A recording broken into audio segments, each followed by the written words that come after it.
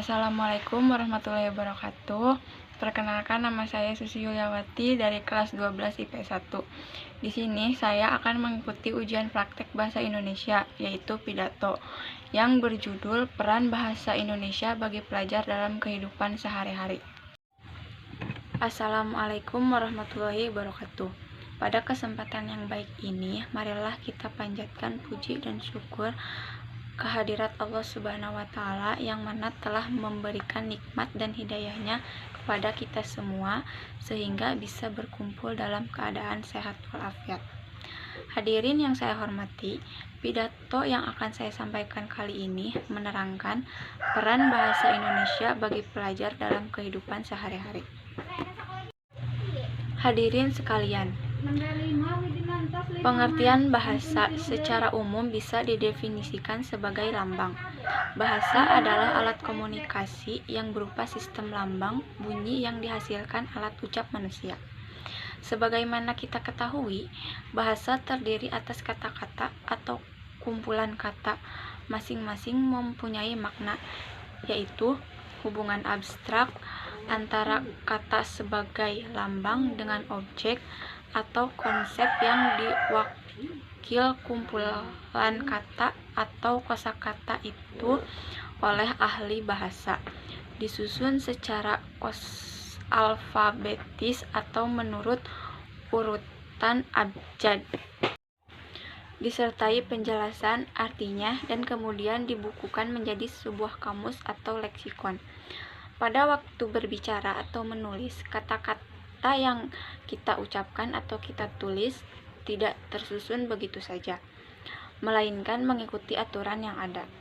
Untuk mengungkapkan gagasan, pikiran, atau perasaan, kita harus memilih kata-kata yang tepat dan menyusun kata-kata itu sesuai dengan aturan bahasa.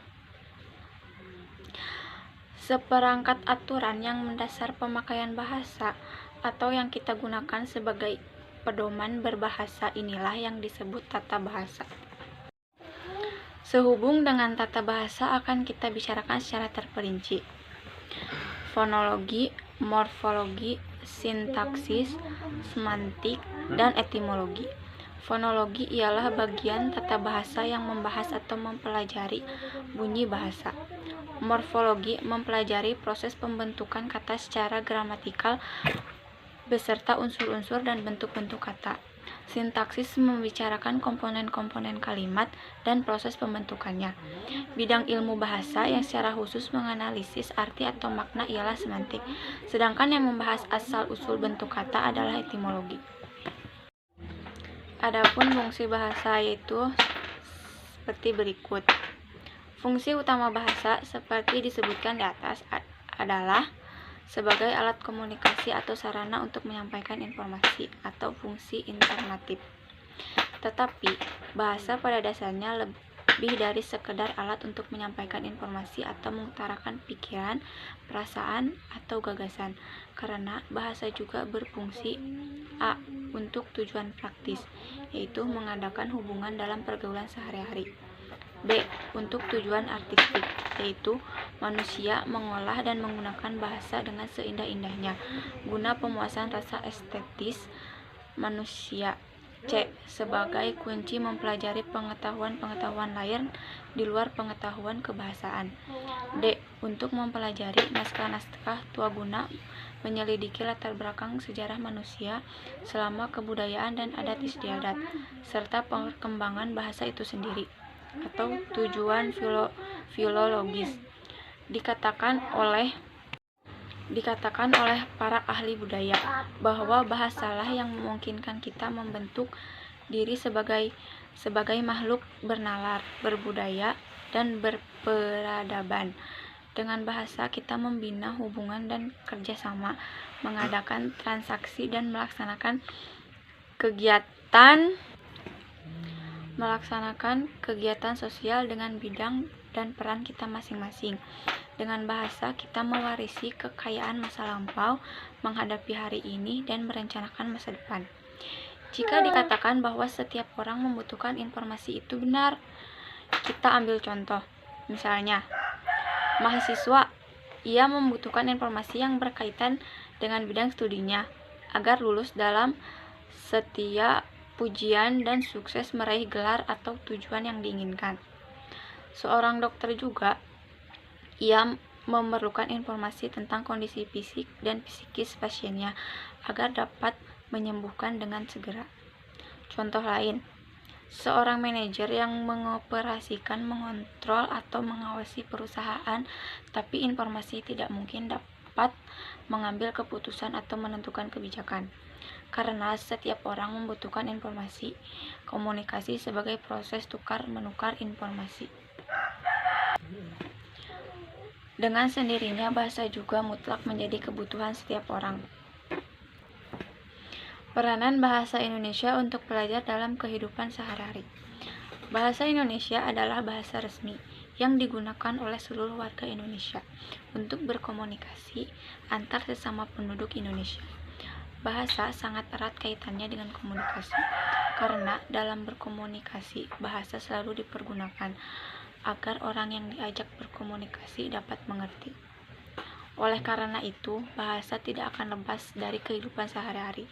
Hal ini membuktikan bahwa dari banyaknya suku di Indonesia dengan beragam dialek dan bahasa, hanya bahasa Indonesia yang dapat mempersatukan perbedaan bahasa yang ada. Sebagai makhluk sosial, manusia dituntut untuk dapat saling bekerja sama dan berkomunikasi dengan baik antar sesamanya. Oleh karena itu, sebagai warga negara yang baik dan makhluk sosial yang hidup di dalam suatu masyarakat, kita perlu menjunjung tinggi bahasa pemersatuan kita dengan menggunakan bahasa Indonesia yang baik dan benar. Sebagai warga negara Indonesia, wajib hukumnya untuk dapat memahami bahasa Indonesia, karena untuk berkomunikasi sesama penduduk Indonesia, entah itu untuk bertanya, berdiskusi, melakukan jual beli, dan masih banyak lagi. Adapun yang menyangkut beberapa fungsi bahasa, yaitu 1. Sebagai alat ekspresi diri. Bahasa merupakan sarana untuk mengungkapkan segala sesuatu yang ada dalam diri seseorang, baik berbentuk perasaan, pikiran, gagasan, dan keinginan yang dimiliki. Kedua, sebagai alat komunikasi. Bahasa Indonesia menjadi alat komunikasi untuk dapat berinteraksi antara yang satu dengan yang lainnya, sehingga pesan yang hendak kita sampaikan dapat dimengerti. Ketiga, sebagai kontrol sosial.